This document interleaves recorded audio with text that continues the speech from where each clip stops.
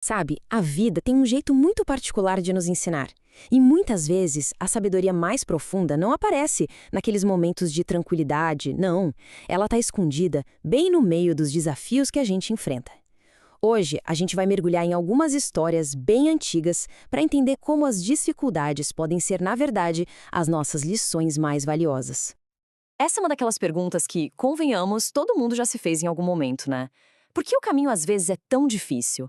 Para que servem os obstáculos, as perdas, as provações? A fonte que a gente analisou hoje dá uma resposta bem direta e, olha, muito profunda para isso. Simples assim.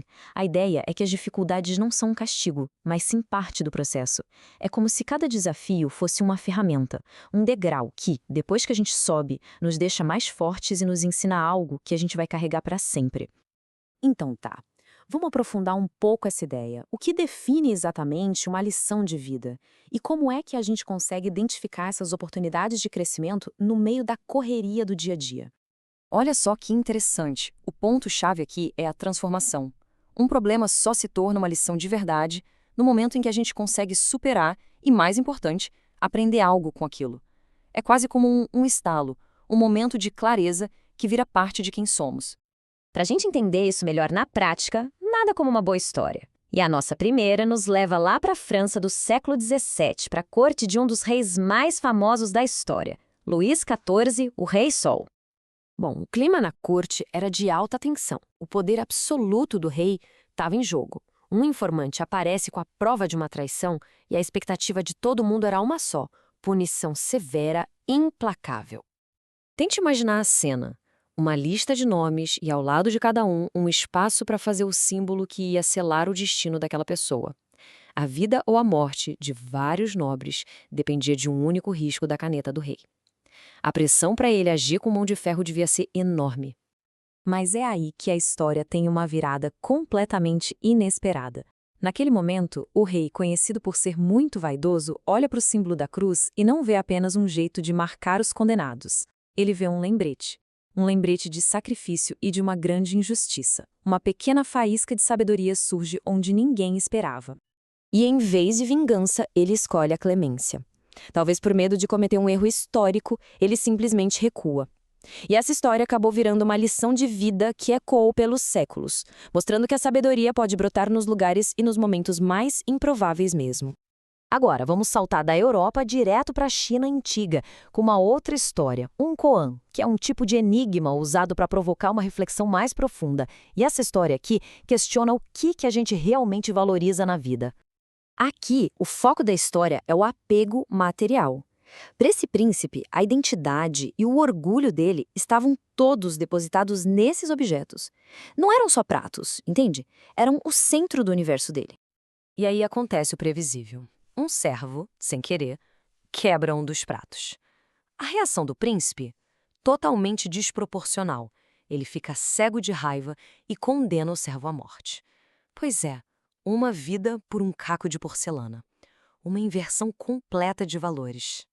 É nesse momento que um sábio entra em cena e faz algo que choca a corte inteira. Ele se aproxima da coleção, reúne os 11 pratos que sobraram e, num gesto rápido, destrói tudo. Dá para imaginar o silêncio que tomou conta do salão depois do barulho da porcelana se estilhaçando. E o que ele diz em seguida é de uma lógica radical, mas brilhante. Ele se oferece em sacrifício para mostrar o quão absurda era a situação. Se cada prato valia uma vida, então ele, com a própria vida, estava salvando as futuras vítimas daquele apego doentio do príncipe. E o choque funcionou. O príncipe foi forçado a enxergar a própria crueldade. Foi uma lição severa, com certeza, mas eficaz. Ele finalmente entendeu que nada material, por mais bonito ou raro que seja, pode ser mais precioso do que uma vida. A gente viu duas histórias bem diferentes, né? Uma na França, outra na China. Mas ambas apontam para uma mesma verdade fundamental sobre o que realmente importa na vida. Elas nos forçam a parar e reavaliar nossas próprias prioridades. E a questão central fica bem clara aqui. De um lado da balança, a gente tem os bens materiais, porcelana, tronos, riqueza, coisas que a gente pode perder. Do outro lado, os bens do espírito, a vida, a sabedoria, a fraternidade. Esses são valores que se tornam parte de quem a gente é para sempre.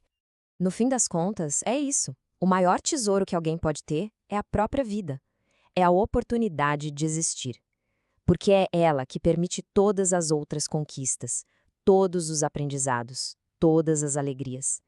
É o nosso patrimônio fundamental. Certo, mas como é que a gente cultiva essa sabedoria no nosso próprio caminho? Como aprender ativamente as lições que a vida nos oferece? A fonte que estudamos nos dá algumas pistas bem práticas. O caminho é para dentro. Envolve um trabalho interior constante, um processo de se educar, de se libertar dos apegos excessivos e das paixões que só nos perturbam. E talvez o mais importante, essa ideia de florescer onde se encontra, ou seja, viver plenamente o presente, aproveitando cada instante como uma oportunidade de crescer. E para a gente fechar, fica uma reflexão.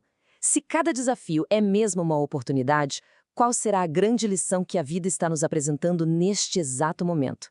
A resposta para isso, claro, é uma jornada de descoberta que cada um faz por si.